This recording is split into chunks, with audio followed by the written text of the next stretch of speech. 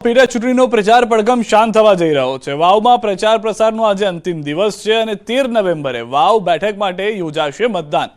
23 નવેમ્બરે ત્રિપાખિયા જંગનું આવશે પરિણામ।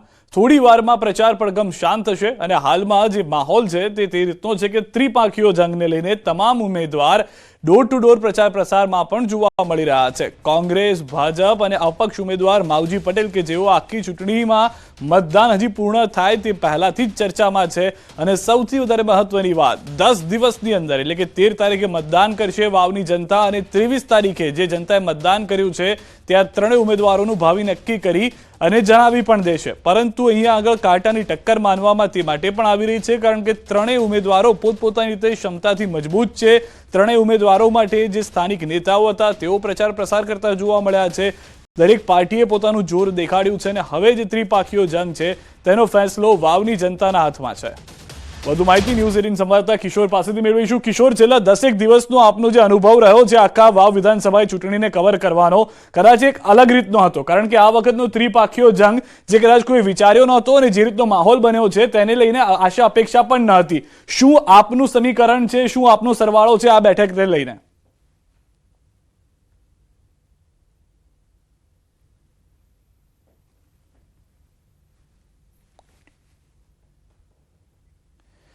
કિશોર, આપની પાસે પરત આવીશું। કંઈક ટેકનિકલ ખામી લાગી રહી છે, ફરી એક વખત આપની પાસે આવી અને પ્રયાસ કરીશું જાણવાનો। પરંતુ આ માવજીભાઈના પણ દ્રશ્યો આપ જોઈ રહ્યા છો, જે અપક્ષ ઉમેદવાર હતા જેઓએ પણ રવિવારે ખૂબ જ મોટી સભા કરી હતી અને મોટી સભા કર્યા બાદ જે માહોલ જામ્યો હતો તે રીતનો જોવા મળ્યો કે મોટાભાગના લોકો જે તેમના સમર્થનમાં હતા તેઓએ કહ્યું કે એક તરફી મતદાન થશે અને અમે માવજીભાઈને જીતાડીશું। જો કે આ દાવા ત્રણેય પાર્ટી તરફથી અલગ અલગ રીતે કરવામાં આવ્યા છે। એક તરફ ભાજપનો પણ માહોલ બનેલો છે, એક તરફ કોંગ્રેસનો પણ માહોલ બનેલો છે અને અત્યારના જે દ્રશ્યો પણ આપ જોઈ રહ્યા છો કે જેમાં ગેનીબેન આજે ગુલાબ સાથે પહોંચી ગયા હતા, ગુલાબસિંહની સાથે ગુલાબ આપવા પહોંચી ગયા હતા કમલમ ખાતે, તો તે મુદ્દો પણ મહત્વનો રહ્યો છે। પ્રચાર પડઘમ શાંત થઈ ચૂક્યા છે। વાવ બેઠકના ત્રણ અલગ અલગ પાર્ટીને લઈને ત્રણ અલગ અલગ ઉમેદવારોને લઈને આ માહોલ અમે આપને બતાવી રહ્યા છે। કિશોર, જે આપણે વાત કરી રહ્યા હતા તે પ્રમાણેનું સરવાળો શું કહી રહ્યો છે, આપનો સર્વે શું કહી રહ્યો છે આ હાલમાં જે પ્રચાર પડઘમ શાંત થયા છે ત્યારે?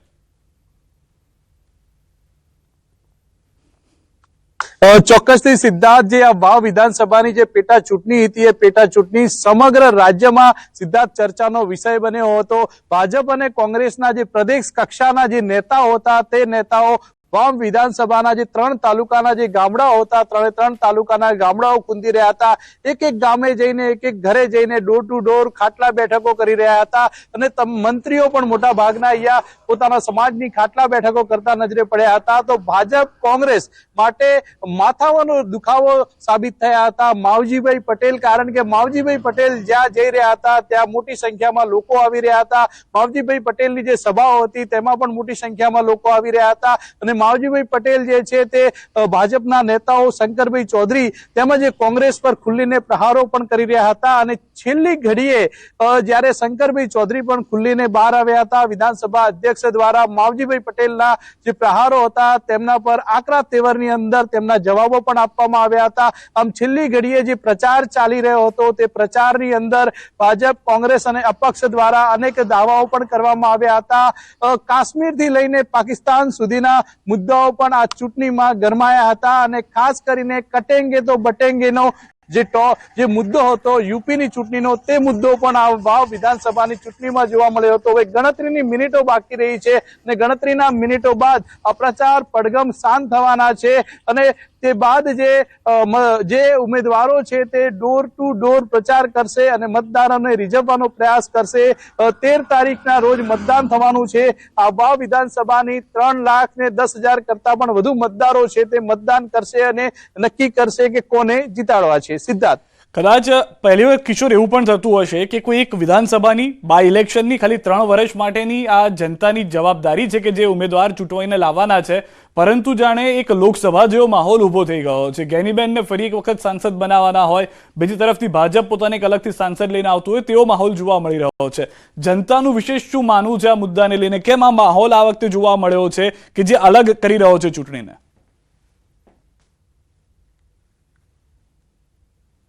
વાવ વિધાનસભાની વાત હોય કે બનાસકાંઠા લોકસભાની વાત હોય, જ્યારે વાવ વિધાનસભા અને બનાસકાંઠા લોકસભાની જ્યારે ચૂંટણી થતી હોય છે ત્યારે શંકરભાઈ અને જ્ઞાનીબેન બંને પ્રચારમાં જોડાઈ જતા હોય છે અને આ જે ચૂંટણીની વાવ વિધાનસભાની જે પેટા ચૂંટણી હતી, પહેલા એવું લાગતું હતું કે આ નીરસ પેટા ચૂંટણી છે, માત્ર 3 વર્ષ માટે આ ચૂંટણી આવી છે, મતદારોને મૂડ પણ નહીં હોય, પ્રચાર માટે પણ કોઈ નહીં આવે, પરંતુ જેવું જ અપક્ષ ઉમેદવાર માવજીભાઈ પટેલે ફોર્મ ભર્યું અને તે બાદ આજે વાવ વિધાનસભા બેઠકની જે ચૂંટણી હતી તેમાં અલગ જ પ્રકારનો પ્રચાર જોવા મળ્યો. તમામ બંને પક્ષો સહિત અપક્ષો પણ જે પ્રચાર કરી રહ્યા હતા, એડી ચોટીનું જોર લગાવી રહ્યા હતા અને એક એક મતદારને રીઝવવાનો પ્રયાસ પણ કરી રહ્યા હતા અને વિધાનસભા અધ્યક્ષ પણ ગઈ રાત્રે ખુલ્લીને જે માવજીભાઈના આક્ષેપો જે હતા તેના પર આકરા તેવરમાં જવાબ આપ્યા હતા અને આજે જે રબારી સમાજનું સંમેલન હતું તેમાં પણ શંકરભાઈ ચૌધરીએ એવું કહ્યું હતું કે ઇતિહાસ લખાવા જઈ રહ્યો છે આ વાવ વિધાનસભાની બેઠકમાં. જી આભાર કિશોર સમગ્ર માહિતી બદલ. તો જે રીતે કિશોરે પણ કહ્યું એક ઇતિહાસ લખાવા જઈ રહ્યો છે, શંકરભાઈનો પણ દાવો હતો, પરંતુ જે માહોલ અલગ જ જોવા મળી રહ્યો છે. વાવ પેટા ચૂંટણીમાં ગૌમાતાનો મુદ્દો પણ ચર્ચામાં રહ્યો. ગૌમાતા મુદ્દે ભાજપ કોંગ્રેસમાં રાજનીતિ તેજ થઈ. વાવ પેટા ચૂંટણીમાં ઉમેદવારના વચનોની લાહણી પણ જોવા મળી. કોંગ્રેસ ઉમેદવાર ગુલાબસિંહ રાજપૂતનું નિવેદન, જીતીશ તો ગૌમાતાની રાજ્યમાતાના દરજ્જાનું બિલ લાવીશ, ચૂંટણી જીતીશ તો ગૌમાતા અંગે ખાનગી બિલ લાવીશ. સંકલ્પ પત્રમાં પણ ગૌમાતા અંગેનો સંકલ્પ છે. લોકસભા બાદ હવે વાવની પેટા ચૂંટણીમાં પણ ગૌમાતાનો મુદ્દો ઉઠ્યો છે. વાવમાં બ્રહ્મ સમાજના મળેલી બેઠકમાં કોંગ્રેસ ઉમેદવાર ગુલાબસિંહે આ વાત કરી હતી. એવા વોટ આપણે નથી જોઈતા તે ગાય માતાની જે હત્યા કરતા હોય એવા વોટ આપણે નથી જોઈતા. આપણે તો ગૌ ભક્તના વોટ જોઈએ છે. ગૌ ભક્ત હોય એના આશીર્વાદ થકી આ વિસ્તારની સેવા કરી શકું, આ વિસ્તારને જે નાના મોટા કામો છે એ કામોને આગળ વધારી, વિકાસને આગળ વધારી એના કામો કરી શકું. તમે જે સમર્થન આપ્યું એના ઉપરથી હું કહી શકું કે તમારા બધાના ટેકાને કારણે કરીને 36 કોમે જે દરેક જ્ઞાતિએ જે ટેકો આપ્યો છે એના કારણે કરીને હું કહું છું કે અહીંયા આગળ વાવ વિધાનસભામાં અત્યાર સુધીના ઇતિહાસમાં ક્યારેય ન મળી હોય એટલી મોટી લીડ ભારતીય જનતા પાર્ટીના ઉમેદવારને મળશે એવું મારું માનવું છે. ગાય અમારી ગૌ માતા છે, 33 કોટી દેવતાઓની માતા છે અને સનાતન ધર્મીઓનું એક પ્રતીક છે. સનાતન ધર્મીઓ એના આધારે છે અને ગાય માટે કોંગ્રેસે જે રાજનીતિ કરી છે એને કોંગ્રેસને તો પહેલા શું કે ભાઈ ગાયની જે હત્યા કરી રહ્યા છે એમણે કોંગ્રેસે કહેવું જોઈએ કે ભાઈ તમે અમારા વોટરો છો, તમારે ગાયની હત્યા ના કરવી.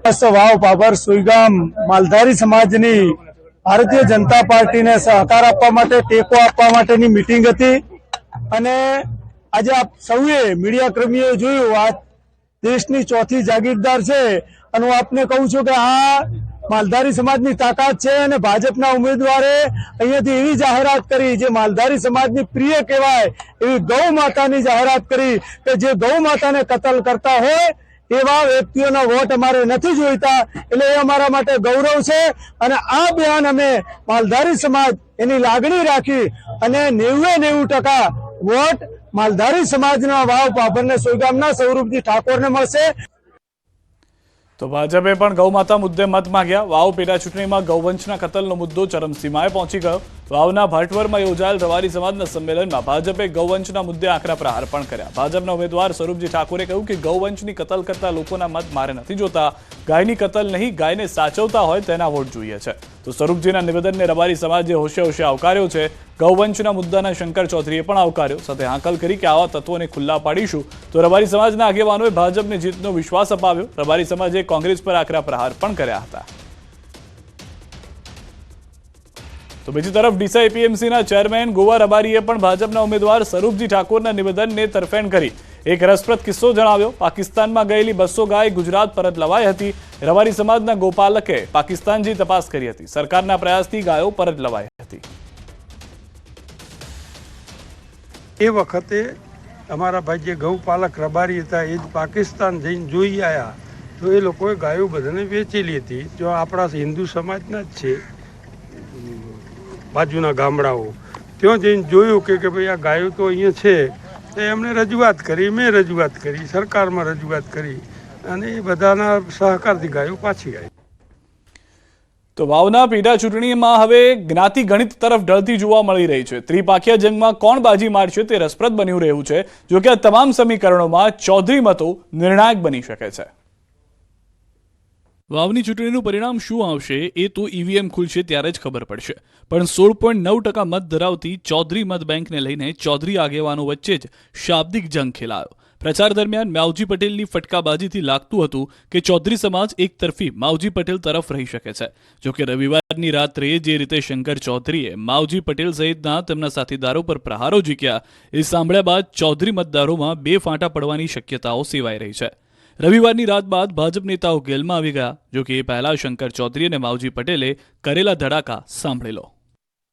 એ વાતો કરે ને એની અંદર જોરથી ત્યાં આગળ આવીને ધમકાવે ને કેટલાકને ફોન કરે ને કેટલાકને ઓડિયો વિડીયો મૂકે ને એના કારણે કરીને આપણે ગભરાઈ જવાનું કહેવાનું સમાજ ભેગા રહો. તો બસ સમાજ ભેગા કયો? મારે તો જાહેરમાં કહેવું છે કે તમે બધા સમાજ ભેગા રહો. તમે મત આ રીતે બગાડવાનો ધંધો મત કરો, સમાજને વેચવાનો ધંધો ના કરો. હું જાહેરમાં કહું છું અને હું કહું છું એટલું નહીં, હું સમાજના પડખે ઉભો રહીશ. હું પડખે ઉભો રહીશ. કોઈને મુશ્કેલી હશે તો અડધી રાત તો હાપોટો બનીશ અને કરી દેખાડજો. નવાલો માણસ નથી કે તમે અનેક અફવાઓથી ચેતજો, નકા પૈસા મરાઈ નાખશો. કે હવે એ અસત્યને માર્ગે હેડ્યા પરા. એ આજની સભામાં પણ જે જૂઠું બોલી રહ્યા છે, નાનો છોકરાને શરમ આવે પ્રક્રિયા તો વિચાર કરો. આપણી સભા થઈ એટલે જેમ લાલજીભાઈ કીધું એમ બીજી સભા આડી ગોઠવી દીધી. છતાં આ અધી રોકાણી સમાજની મીટિંગ માત્ર સમાજના મત બગાડી અને ત્યાં આગળ સામે વાળા કોંગ્રેસના ઉમેદવારને જીતાડવા માટેનું પ્લાનિંગ છે. નહીતર એ અલગ અલગ જ્ઞાતિની મીટિંગો કરો, અલગ અલગ જ્ઞાતિના ટેકા બધાય કરે છે, કોંગ્રેસે કરે છે, મહેનત ભાજપે કરે છે. દરેક સમાજની મીટિંગો એમણે કેમ નથી કરી? એમને ત્યાં આગળ જેટલી સૂચના આપે એટલું જ કામ કરે છે. ઉપરથી કીધું છે ગમે એમ કરીને આ સમાજના મત કાપો, એના માટેની આખી ટોળકી એક બનીને ટોળી આખું આ કામ કરી રહી છે. મારી સમાજને વિનંતી કે તમે જાગો, આ બાબતમાં સજાગતા પૂર્વક આ બાબતને ધ્યાન ઉપર લ્યો. આ વિસ્તારની પ્રજા જાગે, આ વિસ્તારની પ્રજા મજબૂત થાય અને ત્યાં ડરે નહીં, કોઈનાથી ગભરાય નહીં, હિંમતથી રહે ને હિંમતથી કામ કરે. એના માટે સાહેબ 73 વર્ષે આ હકીકતમાં તમારી આગળ આવીને માઇક હાથમાં લીધું છે મારા બાપ. બાકી મારે શું જરૂર છે? જીતવા માટેની ડિઝાઇન પહેલેથી બનાવેલી હોય છે. અને મારે કહેવું નથી કે દર વખતે કઈ રીતે તમે શું એમાં મારે હું પોતાનો સાક્ષી છું. કોઈ પૈસા આપી જાય, કોઈ પૈસા આપે તો એના માટે કરીને આખા સમાજને વેચી મારવાનો, સમાજના મત વેચી મારવાના. ત્યાં આગળ જે કોઈ ફાઇનાન્સ કરીને આપે એટલા માટે કરીને સીધા આખા સમાજના મત ડાયવર કરી નાખવાના. અને સમાજ અને તોય પાછા જેમ કે આ સમાજ ભેગા તમે નથી રહેતા. તો સમાજ કયો? સમાજનું હિત કયું? સમાજનું હિત કયું? સમાજના મતોને ત્યાં ડાયવર્ટ કરીને પોતાને પૈસા મળી જાય એટલા માટે કરીને આખા સમાજને બારોબાર વેચી મારવાનું કામ કરે. એ સમાજનું હિત છે. અને અમે કઈ સમજતા જ નથી કોઈ લોકો. આ એક વખત નથી કર્યું, 7 વખત કર્યું છે. અને સાથે વખતની આ વ્યવસ્થા છે, સાથે 7 વખતની. વાત કરું આવી જાય મારા હાથે મેદાનમાં 100 મળિયાની સોગન ઉપર અને કુખાવા તૈયાર છો. જો કોઈ પાસે પૈસો માંગ્યો હોય, મને પૈસા આલ્યા મારા માલધારીઓએ, મારા માજીરોડાએ, મારી બહેનોએ આપે છે, મારો ખેડૂત આપે, મારો ખેત મજૂર આપે, મારો ગ્રામ કારીગર આપે છે. હરાવવા માટે કરી ચૂંટણી લડ્યા છે 6 વખત. અને તે દિવસે આપણો સમાજનું હિત ક્યાં છે નથી જોયું. આ વખતે પણ એમપી સાહેબની સાથે કીધું ને કે 3-3, 4-4 વખત, 2 વખત તો અપક્ષ લડીને કોઈ પણ રીતે. આ વખતે મારે આભાર માનવો પડે ત્યાંના મારવાડી પટેલ સમાજનો કે એમણે છેલ્લા દિવસે ફોર્મ ભરીને તૈયાર કરીને જતા હતા ને એ વખતે લઈને મારી ગાડી મૂકી ત્યાં ગમે એમ કરીને આમ કર્યું. જો એ ન કર્યું હોત ને તો હું એ ઘરે હોત. આ એમનું પ્લાનિંગ હતું. અપક્ષ ત્યાં આગળ હોત, ચૂંટણી લડો તો 25,000, 20-25,000 મત લઈ જાઓ અને 20-25,000 લઈ જાઓ એટલે બાકી અમે જીતી. શરમ આવવી જોઈએ એમને, લાજ આવવી જોઈએ કે તમારા માટે 4 ચૂંટણીઓ યુદ્ધના મેદાન લડ્યા છે અને તમારા જવાન લપસી રહી છે.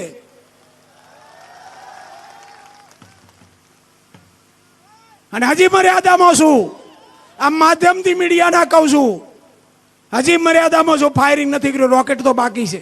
જવાબ આપવાનો છે. શંકરભાઈ સામે જેમણે આંગળી ઉઠાવી છે, જેમની ઉપર આક્ષેપ કર્યા છે, એ આક્ષેપનો જવાબ 13મી તારીખે આપશે જનતા. આજે પ્રચાર પડઘમ શાંત થવાના છે. છેલ્લી ઘડીનો કેવો પ્રચાર રહેશે ભાજપનો? શું માઇક્રો પ્લાનિંગ છે આજનું? માઇક્રો પ્લાનિંગ સ્વાભાવિક ભારતીય જનતા પાર્ટીના કાર્યકર્તાના લોહીમાં છે. ચૌધરી સમાજ પણ ભારતીય જનતા પાર્ટી સાથે વર્ષોથી ભારતીય જનતા પાર્ટી સાથે વરેલો છે અને સંકળાયેલો છે, અને એ પણ સમાજ કંઈ ભોળો છે, પણ સમાજ ભારતીય જનતા પાર્ટી સાથે વરાયેલો હોય તો એ બીજું ત્રીજું ના વિચારે. ચૌધરી સમાજ ભારતીય જનતા પાર્ટી સાથે જોડાયેલો છે.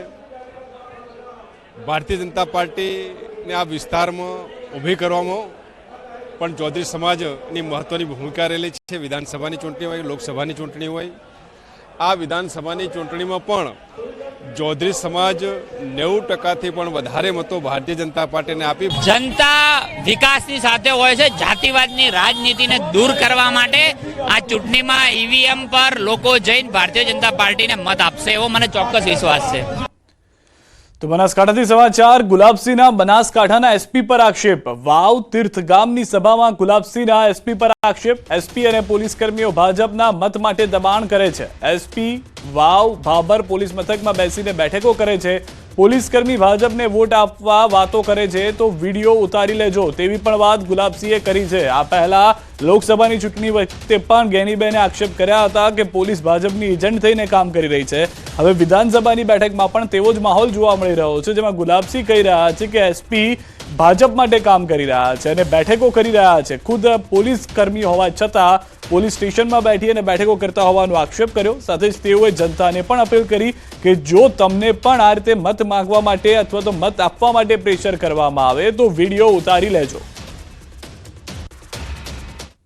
ત્યારે આ બનાસકાંઠાના એસપી અક્ષરાજ મકવાણા અને એમના જે નીચેના પોલીસના સ્ટાફ 7થી 22 મીટિંગો કરી અને ભાજપને વોટ આપવા માટે દબાણ કરી રહ્યા છે.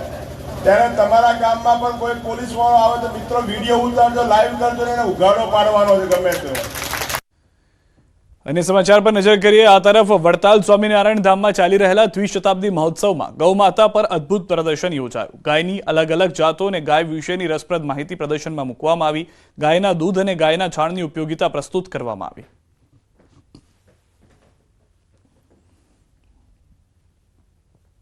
વડતાલ સ્વામિનારાયણ ધામમાં દ્વિશતાબ્દી મહોત્સવ ઉજવાઈ રહ્યો છે અને આ મહોત્સવમાં અલગ અલગ પ્રદર્શનો જે છે તે આકર્ષણનું કેન્દ્ર બન્યા છે, જેમાં ગાયનું મહત્વ જે છે વ્યક્તિના જીવનમાં કેટલું મહત્વ ધરાવે છે ગાય એનું એક પ્રદર્શન જે છે તે અદ્ભુત પ્રદર્શન અહીંયા પ્રસ્તુત કરવામાં આવ્યું છે કે જેનો લાભ જે અહીંયા લાખો જે ભક્તો જે છે તે મહોત્સવમાં આવી રહ્યા છે અને આ પ્રદર્શનનો લાભ તેઓ લઈ રહ્યા છે.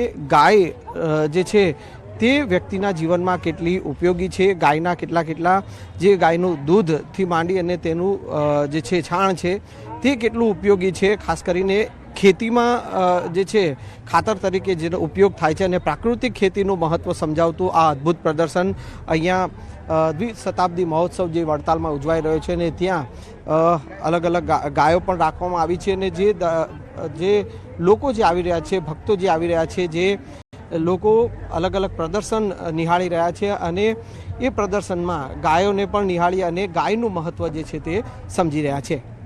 કેમેરામેન પ્રકાશ દેસાઈ સાથે સંજય ટાંક, ન્યૂઝ 18 ગુજરાતી, વડતાલ.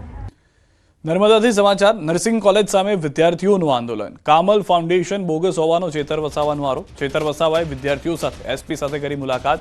સંસ્થાના સંચાલક સામે ગુનો નોંધવા માંગ. ચેતર વસાવાએ કામલ ફાઉન્ડેશન સામે કર્યા આરોપ. 3 વર્ષમાં વિદ્યાર્થીઓ પાસેથી 2.5 થી 3 લાખની ફી ઉઘરાવવાનો કર્યો આક્ષેપ. વિદ્યાર્થીઓને પરીક્ષા માટે અન્ય રાજ્યમાં લઈ જવાય છે તેવું ચેતર વસાવાનો આક્ષેપ છે. આ સંસ્થામાં ભણેલા લોકોને નથી મળતી નોકરી. એનઆઈસી અને યુજીસીની પરવાનગી વગર આ સંસ્થા ચાલે છે અને અમારા ઘણા વિદ્યાર્થીઓના ડોક્યુમેન્ટ ત્યાં જમા છે, સ્કોલરશીપ પણ નથી મળી. ત્યારે આદિવાસી વિસ્તારોમાં આવી કેટલીક સંસ્થાઓ આદિવાસી બાળકોને લોભ લાલચ આપીને, એડમિશનો આપીને લાખો રૂપિયા ફી ઉઘરાવે છે અને અહીંયા પોતાના ઓફિસો ચલાવીને બેંગ્લોર યુનિવર્સિટી સાથે સંલગ્ન છે એમ કરીને કૌભાંડ આચરી રહી છે. 2020-21માં અમે એડમિશન લીધું છે, અત્યાર સુધી અમને સ્કોલરશીપ નથી આપતા. પ્લસ એ લોકો અમને એક્ઝામના નામે ફ્રોડ કરે છે. અમને આ બધી ખબર પડી, અમે એડમિશન કેન્સલ કરાવવા માંગીએ છીએ તો એ લોકો ડોક્યુમેન્ટ નથી આપતા ટીચર લોકો. જ્યારે મેં 1 મહિના પહેલા ગઈ હતી ત્યાં ડોક્યુમેન્ટ લેવા તો મને એમ કીધું છે કે તારા 14,000 બાકી છે, તું 14,000 હાથમાં આપશે તો તને ડોક્યુમેન્ટ આપીશું. અમારે 4 વર્ષથી આ જ લાઈનમાં અમારું કરિયર બરબાદ થાય છે. મતલબ એ લોકો કંઈ ધ્યાન જ નથી આપતા સ્ટુડન્ટ ક્યાં છે, શું કરે છે. બસ ખાલી ઓનલી વર્ષમાં એકવાર એ લોકો આવે છે, એક્ઝામ આપવા લઈ જાય છે ને ત્યાં જઈને પણ એ લોકો ખાલી એક્ઝામની હોલ ટિકિટના દિવસે કહે છે કે હોલ ટિકિટ 12 કલાક પહેલા આવે. એવું કોઈ કોલેજમાં નિયમ જ નથી હોતો કે 12 કલાક પહેલા હોલ ટિકિટ બહાર પડતી હોય છે. ઘાટ કરતા ગળામણ મોંઘી આ વાત સાબિત કરી છે એએમસીએ. ભ્રષ્ટાચારનો હાટકેશ્વર બ્રિજ ફરી વિવાદમાં. બ્રિજ તોડી પાડવાની વાત વચ્ચે થયો નવો ઘટસ્ફોટ. બ્રિજ તોડવા અને બનાવવા માટે હવે 118 કરોડનો ખર્ચ થશે. બ્રિજ બન્યો હતો ₹42 કરોડના ખર્ચે. હવે બ્રિજની કોસ્ટ ₹118 કરોડ પહોંચશે. વિપક્ષ નેતા શહેજાદ ખાન પઠાણે કર્યા ગંભીર આક્ષેપ. બ્રિજમાં હજુ ભ્રષ્ટાચાર થવાનો આરોપ. કોંગ્રેસ પક્ષની માંગણી છે કે બ્રિજનો ખર્ચ કોન્ટ્રાક્ટરે આપવો જોઈએ.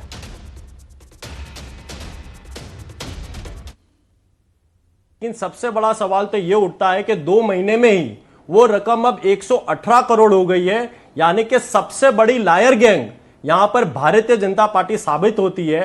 और कांग्रेस पार्टी का ये सवाल है कि एक तरफ इतना बड़ा भ्रष्टाचार होता हो, उसके बाद भी भारतीय जनता पार्टी और अहमदाबाद म्युनिसिपल कॉरपोरेशन के अधिकारी हाटकेश्वर ब्रिज को तोड़ के नया बनाने में इतना कंफ्यूजन में क्यों है. आज हाटकेश्वर ब्रिज के कारण वहां की स्थानीय जनता और अहमदाबाद शहर की जनता लगातार ट्रैफिक से परेशान होती जा रही है. અમદાવાદમાં દિવાળી વેકેશન બાદ નીચલી અદાલતોનું કામકાજ પુનઃ કાર્યરત થયું છે. અમદાવાદ મેટ્રોપોલિટન, ગ્રામ્ય અને સિટી સિવિલ એન્ડ સેશન્સ કોર્ટનું કામકાજ પણ શરૂ થયું છે. ત્યારે બાર કાઉન્સિલ ઓફ ગુજરાતના હોદ્દેદારો મા ભદ્રકાળીના દર્શને પહોંચ્યા. બાર કાઉન્સિલ ઓફ ગુજરાતના ચેરમેન જે પટેલ સહિતના બાર એસોસિએશનના હોદ્દેદારોએ દર્શન કર્યા.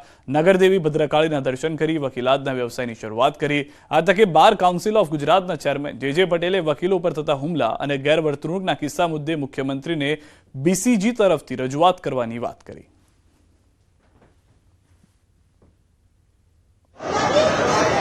અમદાવાદના નગરદેવી અને સમગ્ર રાજ્યના મહાકાળી, ભદ્રકાળી, જેના આશીર્વાદ સમગ્ર ગુજરાતના વકીલો પર વરસે એટલે ન્યાયદેવીની ઉપાસના આજથી ગુજરાતના વકીલો ગુજરાતની જનતા માટે કરશે.